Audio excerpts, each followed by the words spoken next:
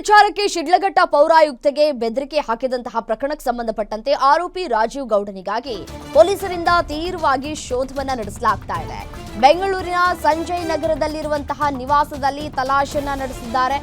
ಮನೆಗಳಿಗೆ ಬೀಗ ಜಡಿದು ಪರಾರಿಯಾಗಿರುವಂತಹ ರಾಜೀವ್ ಗೌಡ ಶಿಡ್ಲಘಟ್ಟ ನಗರದಲ್ಲಿರುವ ಕಚೇರಿಗೂ ಬೀಗವನ್ನ ಹಾಕಿ ಎಸ್ಕೇಪ್ ಆಗಿದ್ದಾರೆ. ರಾಜೀವ್ ಗೌಡ ಪತ್ನಿ ಸಹನಾ ಮನೆಯಲ್ಲಿ ಇಲ್ಲ ಅಂತ ಮಾಹಿತಿಗಳು ಕೂಡ ಲಭ್ಯವಾಗ್ತಾ ಇದೆ. ಆರೋಪಿ ರಾಜೀವ್ ಗೌಡಗೆ ಪೊಲೀಸರಿಂದ 4 ಬಾರಿ ನೋಟಿಸ್ ಅನ್ನ ಜಾರಿ ಮಾಡಲಾಗಿದೆ.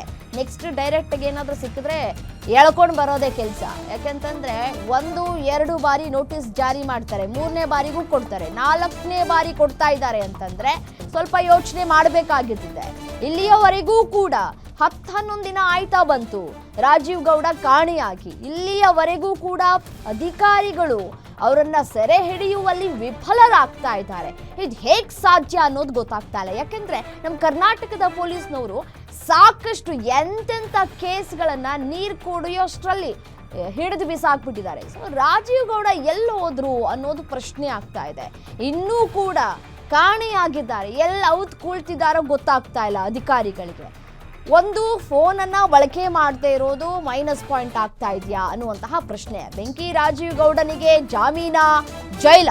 ರಾಜೀವ್ ಗೌಡ ಜಾಮೀನು ತೀರ್ಪು ಪ್ರಕಟಿಸಲಿರುವಂತಹ ಕೋರ್ಟ್, ತೀರ್ಪು ಪ್ರಕಟಿಸಲಿರುವ ಚಿಂತಾಮಣಿ 2ನೇ ಸತ್ರ ನ್ಯಾಯಾಲಯ.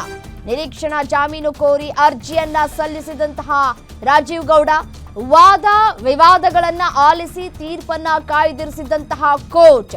ರಾಜೀವ್ ಗೌಡ ಪರ ವಾದ ಮಂಡಿಸಿದಂತಹ ವಿವೇಕ್ ಸುಬ್ಬಾರೆಡ್ಡಿ, ಪ್ರತಿವಾದವನ್ನ ಮಂಡಿಸಿದಂತಹ ಸರ್ಕಾರಿ ಅಭಿಯೋಜಕಿ ಸುಮತಿ ಶಾಂತಾ ಮೇರಿ, ವಾದ ಪ್ರತಿವಾದವನ್ನ ಆಲಿಸಿರುವಂತಹ ನ್ಯಾಯಮೂರ್ತಿಗಳಾದಂತಹ ಶಾಂತಕುಮಾರ್ 10 ದಿನಗಳಿಂದ ತಲೆಮರೆಸಿಕೊಂಡಿರುವಂತಹ ರಾಜೀವ್ ಗೌಡ ಎಲ್ಲಿ, ಏನು ಮಾಡ್ತಾ ಇದ್ದಾರೆ, ಯಾಕಿನ್ನೂ ಅವರನ್ನ ಸೆರೆ ಹಿಡಿಯುವಲ್ಲಿ ವಿಫಲರಾಗಿದ್ದೀರಿ ಅನ್ನುವಂತಹ ಪ್ರಶ್ನೆಗಳನ್ನ ಮಾಡ್ತಾ ಇದ್ದಾರೆ. ಏನಾದ್ರೂ ಅನ್ನೋದೇ ಗೊತ್ತಾಗ್ತಾ ಇಲ್ಲ. ಅಲ್ಲ, ಅಲ್ಲಿ ಆವಾಜ್ ಹಾಕುವಂತಹ ಸಂದರ್ಭದಲ್ಲಿ ಇದ್ದಂತಹ ಆ ಧೈರ್ಯ ಎಲ್ಲೋಯ್ತು? ಈಗ ಪುಕ್ಲುತನವನ್ನ ಪ್ರದರ್ಶನ ಮಾಡ್ತಾ ಇದ್ದಾರೆ ರಾಜೀವ್ ಗೌಡ.